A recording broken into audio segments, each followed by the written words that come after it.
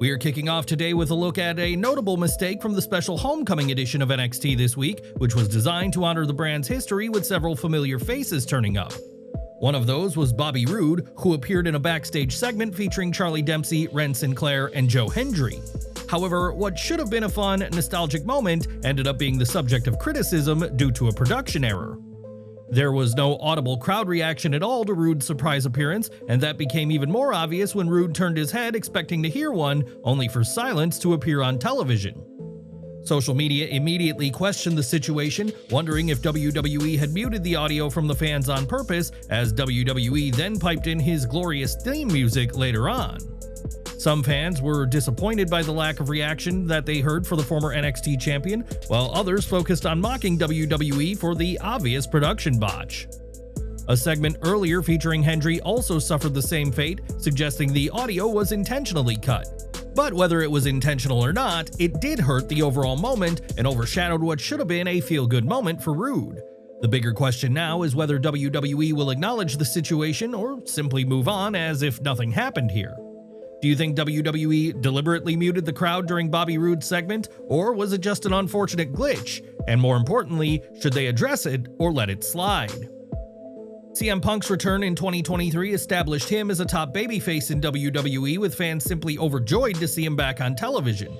However, some fans have questioned whether a heel turn could be on the cards, and this week, Punk addressed that. He spoke to Pardon My Take about the situation and reflected on how fans believe he's more effective in a heel role. It's interesting. A lot of people are always like, "Oh, you're a much better heel than you are a babyface." Okay, I get that, I feel that, and it's just a lot easier to get people to hate you than it is to get people to truly love you. And I'm in this space now where I don't know if I'm ever going to be a bad guy again, because it seems like I've leveled up. I've reached this point where, it's a lot of nostalgia, and a lot of it is, I think, how hard I work and how I can still compete at that super high level. The comments gave fans an inside look into Punk's mindset, making it clear to people that another heel turn may never happen again. However, he has embraced being a beloved figure, blending nostalgia with still being able to perform at a high level. Punk has given some glimpses of his darker edge with different looks or actions, but it appears he's set to be a babyface for the remainder of his run. In the same interview, Punk spoke about the upcoming event WrestlePalooza and focused on the name itself, which he's not the biggest fan of. "We're doing media, we're trying to get everybody aware that you gotta get ESPN to see all our PLEs, and I've been doing my best to not say the word WrestlePalooza the entire time. That might actually be the first time I've said it. It's a ridiculous name. Well, Lollapalooza, right? And you add wrestle to it, and you kind of understand what you're getting. You know, it's pretty self-explanatory."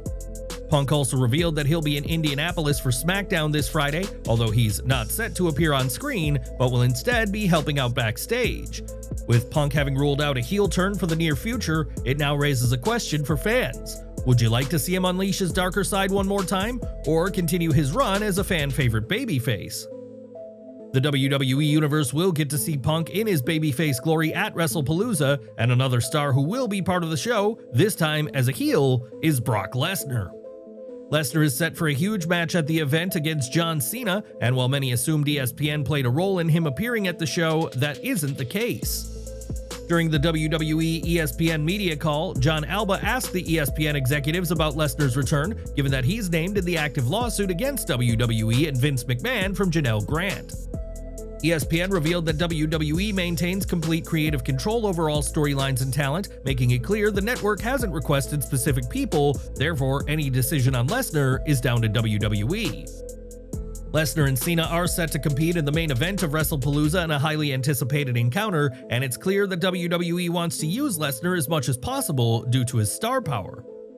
Are you excited to see Brock Lesnar face John Cena at WrestlePalooza? Do you think WWE made the right call keeping full creative control under its own roof despite the ESPN partnership? Sound off in the comments. Speaking of WWE's partnership with ESPN, it remains a topic that continues to make headlines. Earlier this month, WWE signed a humongous $1.625 billion deal to move all of its premium live events to ESPN's new streaming service. That sparked speculation about whether ESPN would pursue WWE's impressive library of content, and now executives from the company have shared their thoughts. ESPN's Matt Kenny made it clear that they have no plans to purchase the library of past content at this point, with the company focusing on current events for the future. The conversation also turned to potentially expanding WWE's event schedule under the new partnership, with December being mentioned specifically.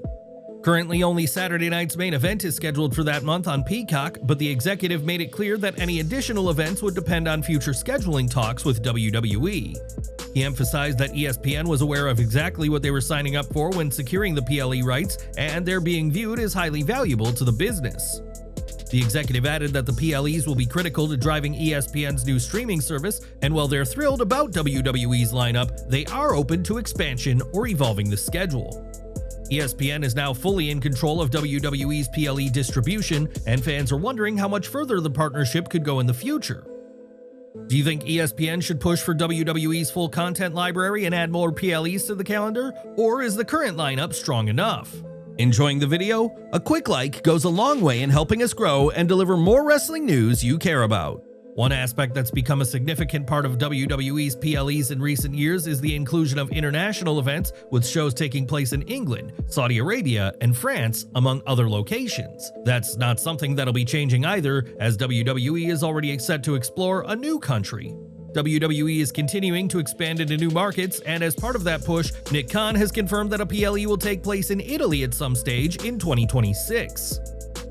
According to Sport Business, Khan revealed the news about Italy, which lines up with the country joining Netflix's streaming deal as WWE continued its global expansion plans. In recent years, there have been numerous international events, but many people have been eager for one to take place in Italy, and the wait is now almost over. Before WWE can focus on any trip to Italy, the company must focus on the upcoming WrestlePalooza event, which is going to feature a first-ever match, as a press release has confirmed the tag bout between The Vision and the Usos will be EMF-friendly. Aries, the industry leader in EMF protection, will present the first-ever EMF-friendly match at WrestlePalooza this Saturday, September 20th. Aries, the leader in EMF protection, continues their partnership with WWE this Saturday, September 20th at WrestlePalooza. Aries will host the first ever EMF-friendly match, in which an Aries Life-Tune Zone Max will be present on each ring post during the Usos vs. Braun Breaker and Bronson Reed match, creating better performance and a cleaner, EMF-friendly environment for the athletes. This is brilliant news for wrestling fans, as it instantly makes the event more accessible. What do you think of this situation? And are you pleased WWE is making steps to appeal to even more fans? WWE recently released Andrade in what has proven to be a shocking decision that has led to a lot of speculation, but one man who has taken advantage of that is AEW's MJF. He told Andrade to get over without burning another bridge, which led to the former WWE star responding by saying, "Okay, see you soon, be careful in Mexico." However, MJF didn't take that response quietly, as he fired back by taking shots at Andrade's past issues with Sammy Guevara, while also referencing his divorce from Charlotte Flair. A, I love Sammy, no I don't, but I'm not him. Try me. B, I'll boot you off the face of this earth faster than Charlotte booted you out of your house, amigo. All of this refers to Andrade's infamous backstage altercation with Guevara in 2022, while Andrade and Charlotte were actually divorced in real life as of 2024. It seems to be a serious hint toward the two of them being involved in some form of storyline, but it remains to be seen whether that'll be in an AEW ring. John Cena paid tribute to Adam Copeland with a spear on the September 5th episode of SmackDown, and Copeland has now addressed that moment in a conversation with The Score. The AEW star said he saw the clip and found it fun, joking about Michael Cole's commentary in the moment, as he explained that his feud against Cena came at the perfect time for them both. He stressed that Cena needed a top heel to work with, and he needed a top babyface, with their chemistry clicking from the first time they shared the ring. He compared their matches to his early work against Eddie Guerrero, where it took several matches to find the magic, yet he and Cena worked perfectly from the start, as they knew how to elevate each other, and their characters were total opposites. Copeland believes the feud solidified Cena as WWE's top star, while also establishing him as a main event player for the company. He admitted it was one of the most important and enjoyable chapters of his entire career. How does the John Cena-Adam Copeland rivalry rank among WWE's all-time greatest feuds? Do you think Cena's tribute captured the magic of their classic matches? Sound off in the comments. MVP debuted in AEW back on the September 25th, 2024 episode of Dynamite, and he was quickly followed by Shelton Benjamin and Bobby Lashley, and now it appears that AEW could be adding another member to the Hurt Syndicate. Fightful Select has reported that there have been internal talks about spicing up the group with a younger talent to give the faction a new spark moving forward. Fans have speculated about Cedric Alexander joining them, but he's been working with TNA lately, and it's unclear if he's signed a long-term deal with the company. But there's also been chatter about other new signings, although nothing concrete has happened yet. It had been suggested that MVP might leave AEW earlier this year, but those reports have been denied, and all current group members are under multi-year deals with AEW, which will keep the group intact moving forward.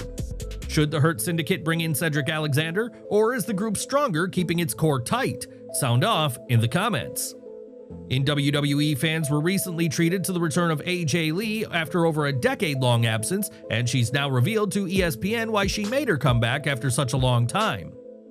Gosh, it's sort of been something that was in the air for the past couple of years as an option. However, when I retired, I was very comfortable staying retired, and I felt very complete in my career.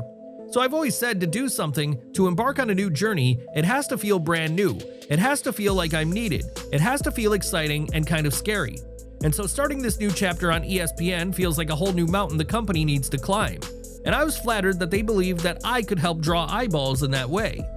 But also, Becky is very interesting to me. I think that she's wonderful in the ring, and we have a lot of similarities, and she would not be an easy person to get back in the ring with. So that was exciting. We previously reported that AJ signed a multi-year deal with the company, so fans can look forward to lots of storylines and incredible matches from the former Divas champion. Are you excited to see AJ Lee finally step back inside a WWE ring? Do you think her team with CM Punk can defeat Seth Rollins and Becky Lynch at WrestlePalooza? Sound off in the comments. We've paid close attention to a poll that we created yesterday, and we always look to listen to fan feedback, so we will be covering almost all of AEW Dynamite today. That kickstarts with the ongoing storyline between Adam Page and Kyle Fletcher, as the two men signed a contract for their upcoming match, with Tony Schiavone facilitating the segment. Fletcher was backed up by Don Callis, who spoke first, but then Page revealed he's added a stipulation.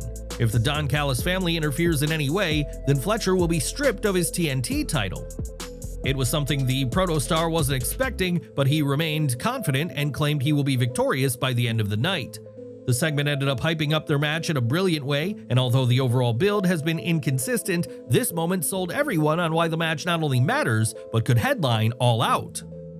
Fletcher wants to be world champion more than anything, seeing himself as the future of the industry, and he's aspiring to pass anyone who he's been compared to in recent years. Meanwhile, Hangman is the veteran here who has tried and tested, and he'll only lose his title if Fletcher earns it and takes it from him. All of the signs point toward Fletcher losing, but AEW has done a good job at pointing toward how he could defeat the Cowboy, because even though the Don Callis family are banned, someone else could help him. The possibilities are truly endless here, but what matters most is that Fletcher delivers in this spot, as he could make himself the ace of AEW by stealing the show against Page. Elsewhere, Jon Moxley competed against Roderick Strong, and Kyle O'Reilly did his best to help keep Strong in the fight, but Wheeler Yuta ended up tripping Strong to set up for the Bulldog Choke finisher.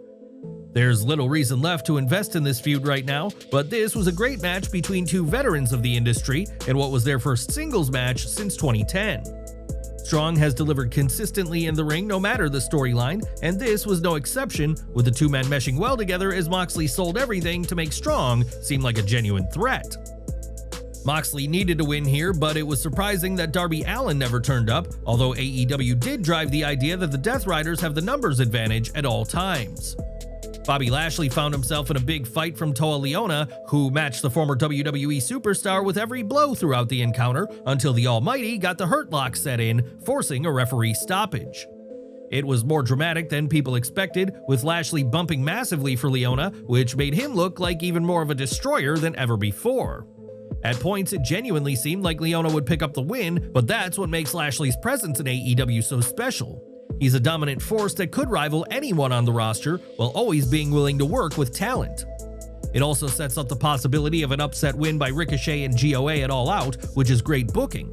It was also interesting to see fans being so behind the Hurt Syndicate in this match, singing their theme multiple times. The storyline between FTR and Adam Copeland and Christian Cage was given its final push as they went face to face. However, Tony Schiavone warned that any physicality would lead to a $100,000 fine, while Stokely Hathaway added it was a $500,000 fine if he was touched. Cash Wheeler, Dax Harwood, and Adam Copeland all discussed their history and shared experiences, but Christian Cage then pointed out that he's wealthy and doesn't care about fines. That led to him starting a brawl, which wrapped up a brilliant segment where everyone got over, with Harwood even busting his nose in this moment to add even more drama. The Patriarch did the most with the least microphone time, while the others pushed what the breakdown of their friendship means. The storyline had slightly lost its magic in recent weeks, but they got all of that back here. Whether or not they end up being in the main event of All Out remains to be seen, but either way, it's sure to be a highlight of the show, and this segment only helped sell that idea. There was also an AEW Tag Team title ladder match qualifier between the Young Bucks and the Bang Bang Gang, with Juice Robinson and Austin Gunn bringing tons of heart in this one. However, it was the Young Bucks who came out on top with the Meltzer driver, as they continue to remain fresh as they're riding high with $500,000 that they're quickly wasting. They continue to battle for major opportunities, leading to great in-ring performances, and the action here was great from bell to bell. It would be nice to see the Bang Bang Gang figure it out soon though, as they deserve a bigger opportunity than just putting over the bigger names in the tag division. Brodito already delivered a great match with the Young Bucks on their way to winning the tag team gold, and this ladder match should be no different. It would be beneficial to find the right spotlight though for a 2-on-2 title match between two of AEW's best. Another qualifying match saw the Don Callis family battle against Top Flight, and despite the best efforts of the Martin brothers, Don Callis' men ultimately proved too much. Alexander knocked down Dante, which set up Hechicero to hit the guillotine slam for the win. Afterward, the heels threatened Top Flight until Jet Speed evened the odds, only for the Young Bucks and Brodito to appear as the brawl was taken to the next level. The champions cleared the ring, only for Lance Archer and Rocky Romero to threaten Christopher Daniels until Adam Page arrived. He did that being prepared for Kyle Fletcher, but the family overwhelmed him. Fletcher laid out Hangman with a brainbuster off the apron through a table, and the show ended with him standing tall with both titles in the air.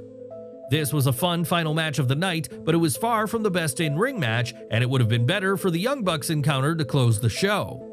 The aftermath wouldn't have changed, as the goal was to push Fletcher being too much for Hangman. He earned the match by putting Kenny Omega out of action with a brainbuster through the table, so weakening Page before All Out makes total sense. It's still unlikely that Page loses it All Out, but the Cowboy will now work the main event with an injury, adding to the storyline. What did you think of AEW Dynamite this week, and do you believe it did a good job of building toward All Out? Let us know in the comments.